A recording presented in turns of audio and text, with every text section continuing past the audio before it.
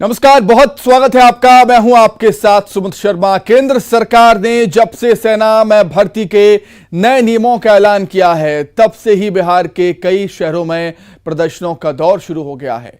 सेना में अग्निवीरों की भर्ती के ऐलान से नाराज लोगों ने पिछले 3 दिनों से बिहार के जनजीवन को अस्त व्यस्त कर रख दिया। कई ट्रेनों को रोक दिया है तो कई सड़कों पर तोड़फोड़ की है। कई जगहों पर युवा टायर को जलाकर विरोध प्रदर्शन कर रहे हैं। बिहार के 8 शहरों की तस्वीरें आपके सामने टीवी स्क्रीन पर। इस प्रदर्शन से रेल, सड़क मार्ग दोनों काफी प्रभावित हुआ।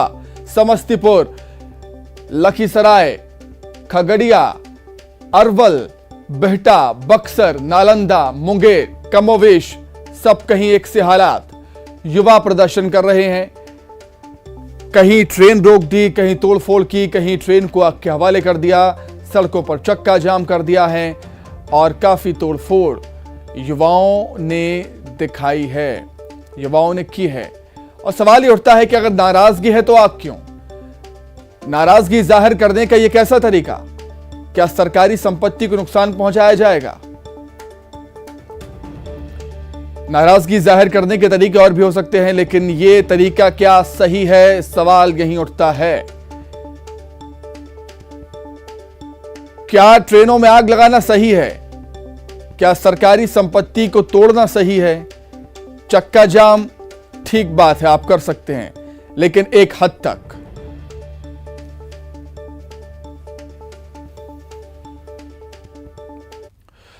बिहार की बात करें, बिहार के लखीसराय में उपद्रवियों ने ट्रेन को फूंक दिया। अग्निपथ स्कीम का विरोध कर रहे हैं। अब आर्मी अभ्यर्थियों का प्रदर्शन है।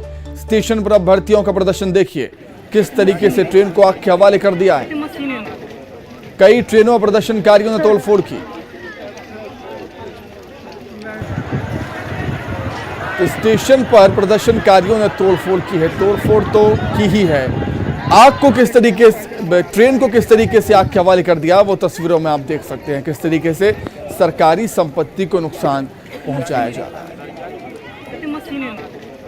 अग्निपथ योजना लेकर आई है केंद्र सरकार और उस योजना का विरोध देखिए किस तरीके से हो रहा है।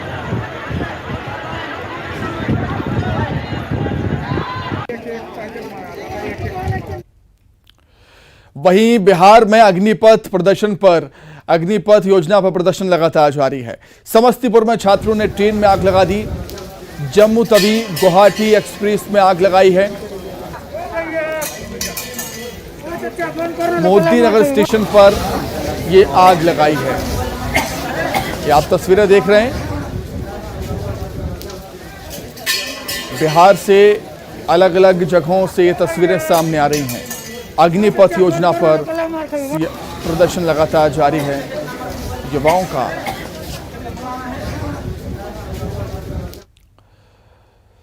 वहीं एमपी के ग्वालियर में हिंसा के बाद पुलिस की नींद उड़ गई है। सभी जिलों के एसपी को पीएचक्यू में अलर्ट किया गया है। पीएचक्यू ने अलर्ट किया है और सभी सरकारी दफ्तर, सार्वजनिक स्थलों पर पुलिस को निगरानी रखने के निर्देश दे दिए हैं। उपद्रवियों से निपटने के लिए एडीजी लॉ एंड ऑर्डर ने जारी किया है वायरलेस मैसेज। देश के कई इलाकों में युवाओं ने बवाल कर दिया। सरकारी संपत्तियों को काफी नुकसान पहुंचाया है। ट्रेनों को आग के हवाले कर पुलिस की नींद उड़ गई है और मध्य प्रदेश में सभी जिलों के एसपी को पीएचक्यू ने अलर्ट कर दिया है कि आप अलर्ट हो जाइए, पुलिस को अलर्ट रखिए, क्योंकि हम देख रहे हैं देश के अलग अलग हिस्सों में जो अग्निपथ योजना को लेकर विरोध हो रहा है, वैसा ही कुछ ग्वालियर में भी देखने को मिला, एमपी के ग्वालियर में। और यही वजह है कि एमपी के बाकी जिलों में भी पुलिस ने अलर्ट जारी कर दिया है।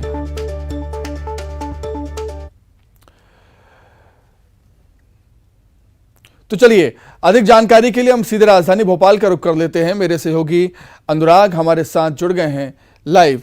आइए सीधे उन्हीं का रुख करते हैं और किस तरीके का अलर्ट पुलिस के लिए जारी हुआ है वो जान लेते हैं। अनुराग, अग्निपथ योजना को लेकर हम देख रहे हैं खासतौर से बिहार में जिस तरीके से जो युवा हैं उन्होंने ट्रेन को आग के हवाले कर दिया, ग्वालियर में भी जो घटना सामने आई है, और जाहिर सी बात है पुलिस अलर्ट मोड पर है इन सभी घटनाओं को लेकर।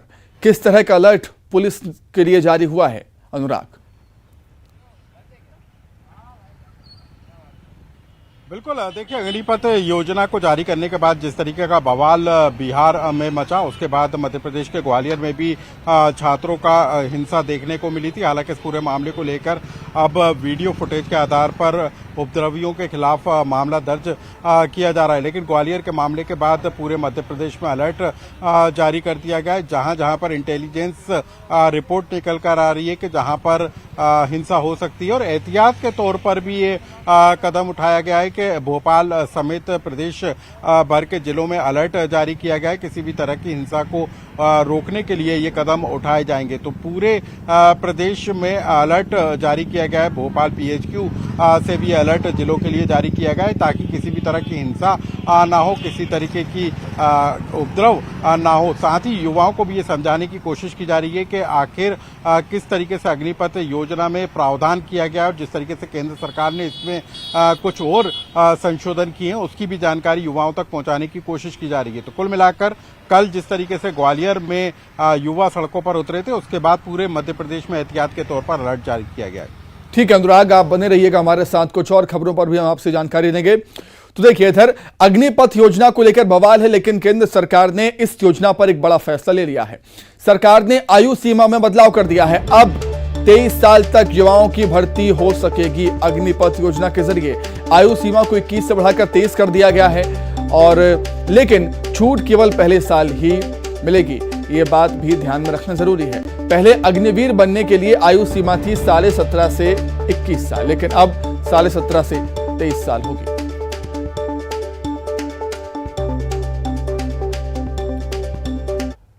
तो अग्निपथ योजना को लेकर देश के कुछ हिस्सों में विरोध प्रदर्शन भी शुरू हो चुका है। अग्निपथ योजना के तहत भारतीय युवाओं को बतौर अग्निवीर आर्म्ड फोर्सेस में सेवा का अवसर प्रदान किया जाएगा। ये योजना देश की सुरक्षा को मजबूत करने और हमारे युवाओं को मिलिट्री सर्विसेज का अवसर देने के लिए लाई गई है, लेकिन योजना के बारे में पूरी जानकारी हासिल किए बिना ही कई स्थानों पर इसका विरोध किया जा रहा है। भ्रम के इन हालातों को देखते हुए सरकार की ओर से मिथ्स बनाम फैक्ट्स दस्तावेज जारी कर लोगों की चिंताओं को दूर करने की कोशिश की गई है। एक नजर डालते हैं कुछ अफवाहों और हकीकत पर। ग्राफिक्स के माध्यम से आप देख सकते हैं, अफवाह है कि अग्नि योजना से युवाओं के लिए अवसर कम होंगे, लेकिन हकीकत यह है कि इससे युवाओं के लिए अवसर बढ़ेंगे। अफवाह यह है कि भविष्य असुरक्षित होगा, लेकिन सच यह है कि युवाओं का भविष्य इससे सुरक्षित होगा। अफवाह यह है कि सिर्फ भारत में ही ऐसी व्यवस्था है, लेकिन सच तो यह है कि दुनिया के अधिकांश देशों में ऐसी व्यवस्था है। अफवाह यह है कि सेना के लिए अच्छी नहीं होगी ऐसी व्यवस्था, लेकिन सच यह है कि यूथ और तेज तर्रार सेना के लिए अच्छा सिस्टम साबित हो सकते हैं। अफवाह यह है कि अग्निवीर समाज के लिए खतरा होंगे, लेकिन सच यह है कि सेना से रिटायर होने वाले समाज के रक्षक होते हैं। अफवाह यह है कि पूर्व सैन्य अधिकारियों से चर्चा नहीं हुई, लेकिन सच तो यह है कि पूर्व सैन्य अधिकारियों से चर्चा के बाद ही यह फैसला लिया गया। अफवाह यह भी है कि सेना के लिए 21 साल के युवा अपरिपक्व हैं, लेकिन सच यह है कि दुनिया भर में सेनाएं युवाओं पर निर्भर हैं। अब बात कुछ और खबरों की। बीजेपी के महापौर प्रत्याशियों का नामांकन आज होना है। भोपाल से मालती राय अपना पर्चा भरेंगी। सीएम की मौजूदगी में नॉमिनेशन होगा उनका, और प्रदेश अध्यक्ष वीडी शर्मा भी मौजूद रहेंगे। ग्वालियर की बात करें तो सुमन शर्मा का नामांकन भी आज होना है। मेयर पद के लिए वो पर्चा भरेंगे। सीएम शिवराज, प्रदेश अध्यक्ष वीडी शर्मा की मौजूदगी में सिंधिया और नरेंद्र सिंह तोमर भी शामिल होंगे।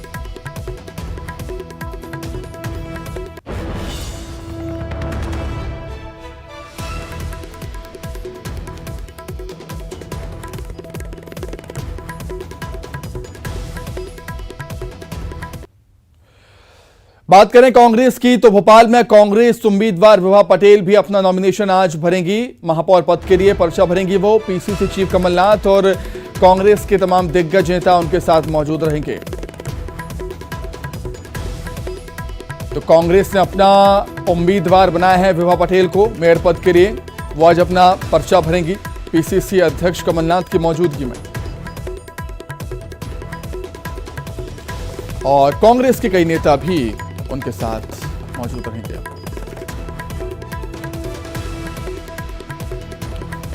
चलिए, अधिक जानकारी के लिए हम सीधे राजधानी भोपाल का रुख कर देते हैं। हमारे सहयोगी अनुराग श्रीवास्तव लगातार हमारे साथ जुड़े ही हुए हैं। आइए उनसे जानेंगे अधिक जानकारियां। अनुराग, अब काफी मंथन के बाद उम्मीदवारों के नाम ऐलान हो चुके हैं। हालांकि कांग्रेस की बात कर रतलाम को छोड़ दिया जाए, लेकिन बीजेपी ने काफी मंथन किया इन सभी 16 शहरों को लेकर, और अब बारी है नामांकन की। जाहिर सी बात है, नामांकन दाखिल होने के बाद प्रचार अभियान भी और ज्यादा तेज हो जाएगा। अनुराग।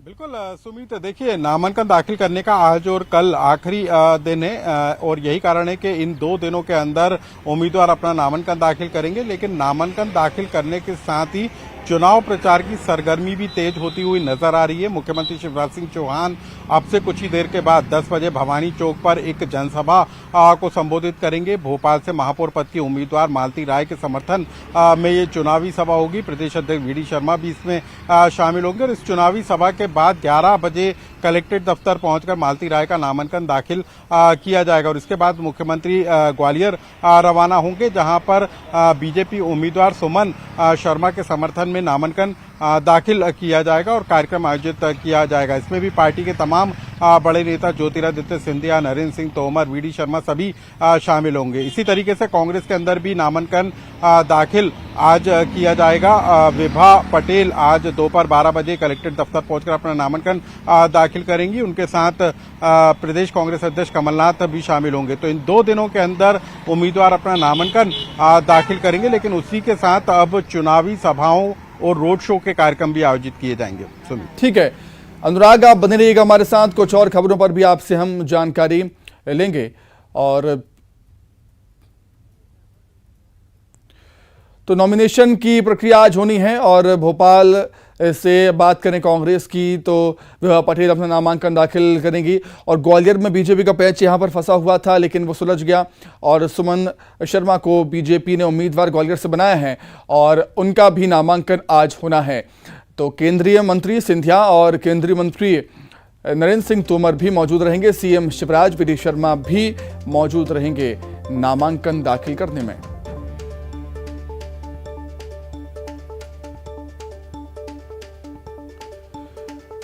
तो आज और कल 2 दिन है नामांकन दाखिल करने के लिए। भोपाल से मालती राय पर्चा भरेंगी बीजेपी की तरफ से, कांग्रेस की तरफ से विभा पटेल। वहीं ग्वालियर की बात करें तो सुमन शर्मा अपना नामांकन दाखिल करेंगी मेयर पद के लिए और उनके साथ केंद्रीय मंत्री सिंधिया और नरेंद्र सिंह तोमर मौजूद रहेंगे। वीडी शर्मा और सीएम शिवराज भी मौजूद रहेंगे। आगे बढ़ते हैं, बात करेंगे अब तेल की किल्लत की। एमपी के कई जिलों में पेट्रोल डीजल की किल्लत है, डिमांड के हिसाब से सप्लाई नहीं हो पा रही, वजह यही है और कई पेट्रोल पंप बंद पड़े हैं, लोग काफी परेशान हो रहे हैं। तो एमपी के कई जिले ऐसे हैं जहां पर पेट्रोल डीजल की किल्लत है, पेट्रोल डीजल की कमी के चलते लोग परेशान हो रहे हैं और वजह यह है कि डिमांड के हिसाब से सप्लाई नहीं हो पा रही है पेट्रोल पंपों पर। कई पेट्रोल पंप सूख चुके हैं, कई पेट्रोल पंप बंद हो चुके हैं। ये देखिए वो यहां पर बैनर भी लगा रखे हैं कई पेट्रोल पंप संचालकों ने कि कंपनी की तरफ से पेट्रोल सप्लाई नहीं होने पर पेट्रोल पंप फिलहाल बंद कर दिया गया है। कंपनी से माल न मिलने की वजह से पेट्रोल पंप बंद है, ऐसी सूचना है। ये देखिए कंपनी से माल न मिलने की वजह से ग्राहकों की असुविधा के लिए खेद है, क्योंकि तेल ही नहीं।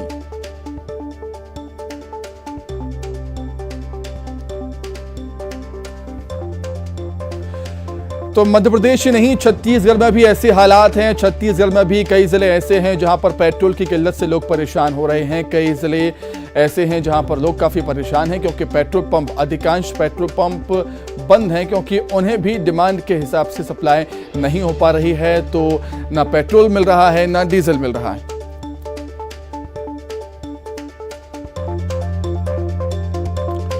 चलिए मध्य प्रदेश और छत्तीसगढ़ में क्या कुछ हालात हैं। राजधानी भोपाल से अनुराग श्रीवास्तव और राजधानी रायपुर से हमारे साथ युगल तिवारी जुड़ गए हैं। सबसे पहले अनुराग आपके पास आना चाहूंगा, पहले कीमत परेशानी थी, कीमत में थोड़ी सी राहत मिली, तो अब किल्लत परेशानी। अनुराग।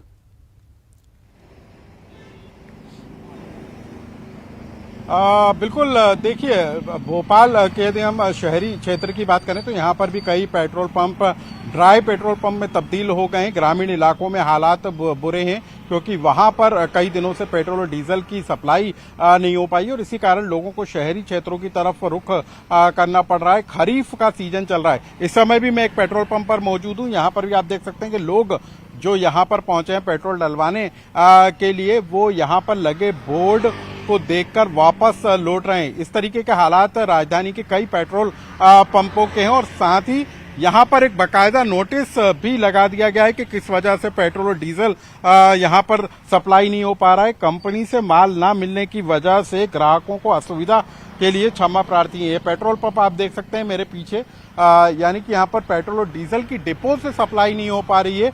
कई पेट्रोल पंपों पर जहां सप्लाई हो रही है वहां पर भी कम आपूर्ति हो रही है और इसी के कारण लोगों को दिक्कतों का सामना करना पड़ रहा है। खबर ये भी है कि यदि जल्द हालात नहीं सुधरे तो आने वाले दिनों में पेट्रोल और डीजल की किल्लत और ज्यादा बढ़ सकती है। पूरे प्रदेश की यदि हम बात करें तो 1000 से ज्यादा पेट्रोल पंप इस समय ड्राई हो चुके हैं। बिजली पेट्रोल और डीजल की डिमांड की बात करें तो भोपाल अकेले में 11 लाख लीटर डीजल की डिमांड होती है। इसी तरीके से पेट्रोल की 9 लाख लीटर की डिमांड होती है हर दिन, लेकिन उसके एवज में उतना पेट्रोल और डीजल छत्तीसगढ़ में क्या कुछ हालात है वो जान लेते हैं। ये रायपुर से युगल लगातार बने हुए हमारे साथ। युगल, छत्तीसगढ़ में क्या कुछ हालात हैं, कितने ऐसे जिले हैं जहां पर पेट्रोल डीजल की किल्लत आप देख रहे हैं वहां पर, और अगर आने वाले समय में हालात यही रहे तो गाड़ियां तो खड़ी हो जाएंगी?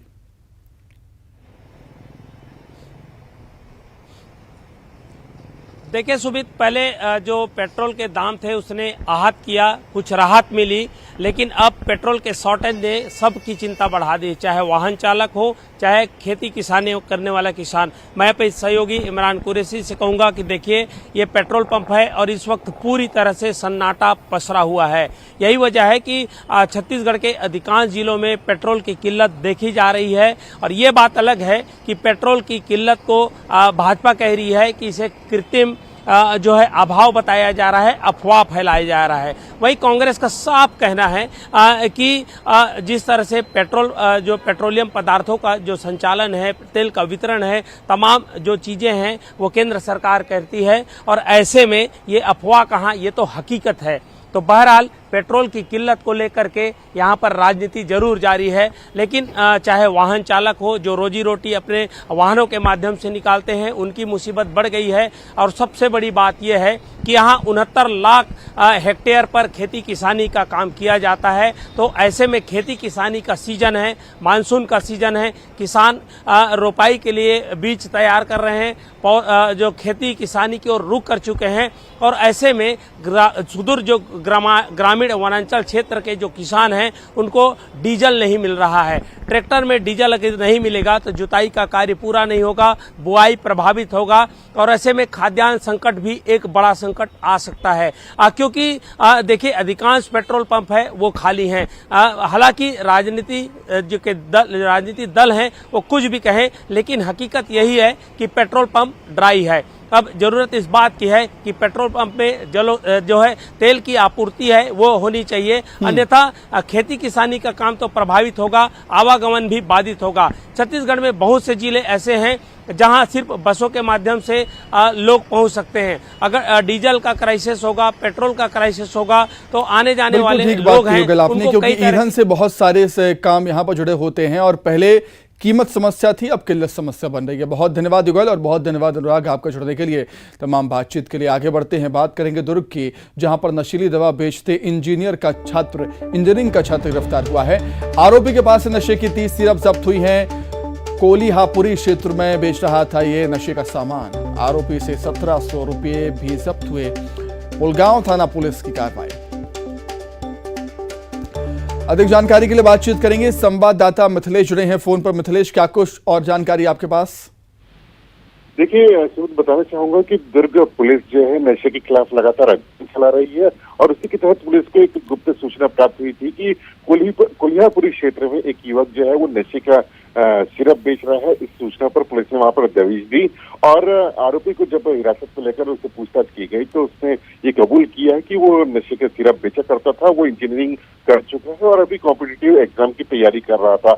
पुलिस ने आरोपी के पास से 30 बोतल नशीली सिरप जब्त की है। वही जो सिरप उसने बेचा था उससे 1700 रुपए भी जब्त किए हैं। आरोपी से पूछताछ में ये बताया गया है कि वो 120 रुपए में खरीदता था और नशे की सिरप को जो है वो 200 रुपए में बेचा करता था, ताकि उससे जो आमदनी हो वो उससे अपना काम चला सके, अपनी रोजमर्रा की जरूरतों को पूरा कर सके। तो फिलहाल पुलिस ने आरोपी को गिरफ्तार किया। एनडीपीसी अपीएस एक्ट के तहत कार्रवाई की जा रही है। ठीक है मिथिलेश, बहुत धन्यवाद आपका तमाम जानकारी के लिए। खबर राजनांदगांव से, जहां पर एमपी से लौटे एक परिवार के 5 लोग कोरोना पॉजिटिव पाए गए। सृष्टि कॉलोनी में मिले हैं एक साथ 5 मरीज। एरिया को कंटेनमेंट जोन घोषित कर दिया गया है। जिले में एक्टिव मरीजों की संख्या हो गई है अब 11 है। तो एक बार फिर कोरोना वायरस अपने पैर पसार रहा है। राजनांदगांव से बड़ी खबर है, एमपी से लौटे एक ही परिवार के 5 लोग कोरोना पॉजिटिव पाए गए हैं। सृष्टि कॉलोनी में मिले हैं एक साथ 5 मरीज और पूरे एरिया को कंटेनमेंट जोन घोषित कर दिया गया। अब जिले में एक्टिव मरीजों की संख्या हो चुकी है 11।